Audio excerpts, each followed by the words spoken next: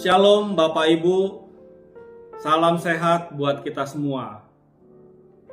Sangat senang saya bisa menjumpai Bapak Ibu, saudara-saudari dalam sapaan gembala dan renungan harian GKI Cikarang dengan tema kita hari ini yaitu penjaga hati. Sebelum kita memulai renungan, mari kita berdoa terlebih dahulu. Tuhan Yesus, Bapa yang Maha Baik, terima kasih atas hari yang indah dan waktu yang Kau berikan kepada kami untuk bisa membaca dan merenungkan firman Tuhan pada pagi hari ini. Berkaryalah Tuhan, kami siap mendengarkan firman Tuhan. Dalam nama Tuhan Yesus kami berdoa. Amin. Renungan kita hari ini diambil dari Amsal 4 ayat 23. Amsal 4 ayat 23 berbunyi demikian. Jagalah hatimu dengan segala kewaspadaan, karena dari sanalah terpancar kehidupan. Saya ulangi, jagalah hatimu dengan segala kewaspadaan, karena dari sanalah terpancar kehidupan. Kita mungkin masih mengingat adanya pemimpin-pemimpin yang tidak bisa menjaga hati dan keluarganya. Sebagai contoh, Adolf Hitler.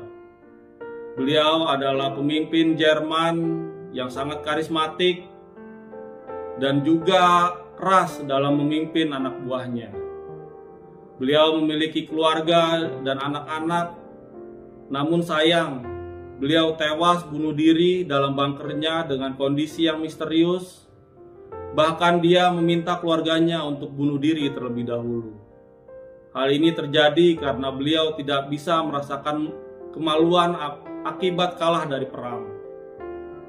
Begitu juga kita masih mengingat salah satu pengikut Kristus yaitu Raphael Alun yang merupakan ayah dari Mario Dendi. Beliau adalah mantan kepala bagian perpajakan di Jakarta Selatan. Beliau tidak bisa menjaga keluarganya sehingga perilaku anaknya menjerumuskan beliau kepada suatu masalah yang sangat rumit sehingga beliau harus kehilangan pekerjaannya. Begitu juga di Alkitab ada dua kisah tokoh yang sangat terkenal yaitu Salomo dan Daud. Salomo adalah putra Daud, raja Israel yang terkenal karena hikmatnya. Kalau kita melihat kitab Kidung Agung dan Pengkhotbah, itu adalah tulisan Salomo. Bukan itu saja, dia telah menghasilkan ribuan karya amsal dan nyanyian. Dalam 1 Raja 4 ayat 32 menyatakan, ia menggubah 3.000 amsal dan nyanyiannya ada 1.005 gubahan. Yang luar biasanya lagi, saat Tuhan menawarkan akan mengabulkan apapun permintaan Salomo, ia meminta hikmat dari Tuhan. Hal ini tertulis dalam 1 Raja-Raja 3 ayat 9. Tidakkah itu mencerminkan hati Salomo yang luar biasa? Mungkin kalau penawaran itu diberikan kepada saya bisa meminta rumah dan juga kendaraan yang mewah. Namun tidak dengan Raja Salomo. Bahkan raja-raja dan orang dari negeri asing datang kepada Salomo untuk mendengarkan hikmatnya. Sungguh luar biasa hati dan hikmat Salomo.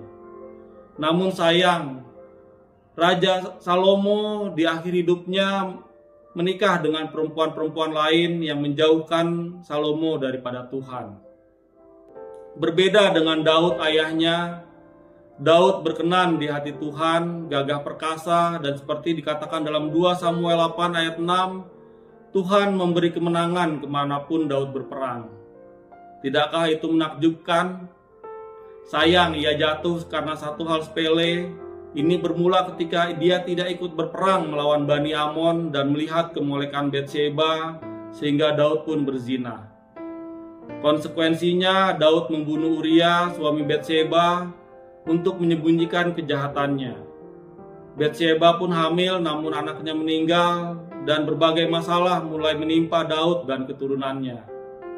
Begitu banyak kejahatan dan kemalangan dari satu dosa saja, namun pada akhirnya menimbulkan bencana yang sangat besar.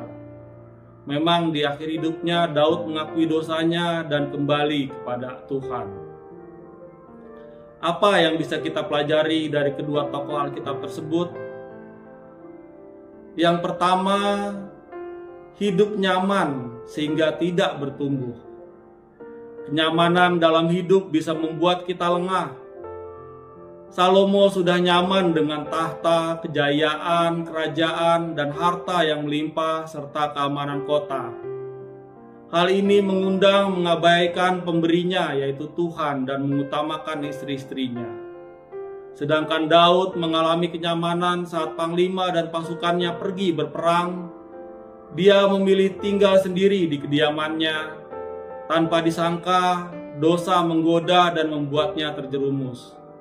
Andaikan Daud ikut berperang, mungkin peristiwa dosa tersebut tidak pernah terjadi. Hal tersebut dapat terjadi pula dalam kehidupan kita. Saat kita berdiam dalam kenyamanan, suka menyendiri, tidak mau memberi dan mengasihi lagi, hati kita dalam keadaan bahaya. Jika tidak hati-hati, kita akan semakin terpuruk dan terjerumus dalam sengatan dosa. Tanpa disadari, kita bisa menjadi licik. Pelajaran yang kedua yaitu godaan hawa nafsu. Hal apa yang bisa sangat menggoda seorang pria, khususnya pria menikah?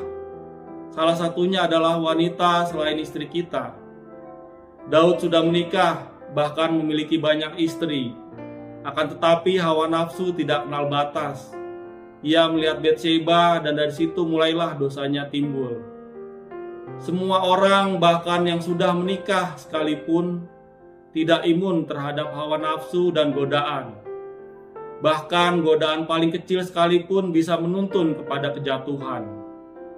Apalagi dengan mudahnya informasi beredar zaman sekarang, godaan bisa muncul hanya dengan satu klik ataupun scroll. Lalu bagaimana kita bisa melawan godaan hawa nafsu tersebut? Kita perlu terus hidup dalam kekudusan sebagaimana tertulis dalam Ibrani 12 ayat 14. Berusahalah hidup damai dengan semua orang dan kejarlah kekudusan. Sebab tanpa kekudusan tidak seorang pun akan melihat Tuhan.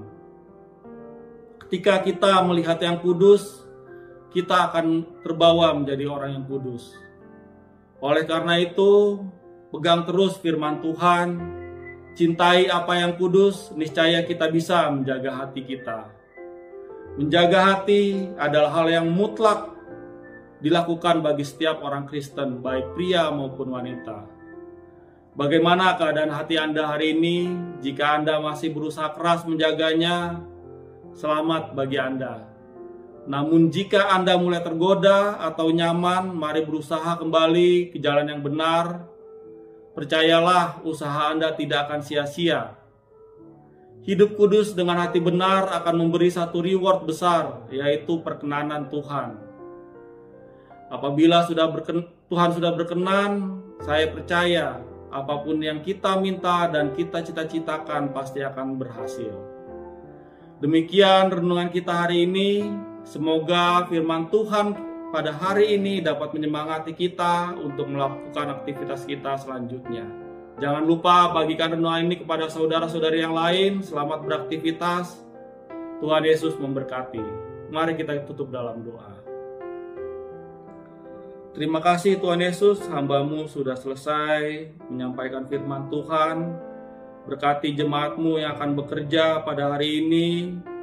Kiranya Tuhan menuntun agar setiap jemaat-Mu bisa memperoleh berkat dan sukacita pada hari ini.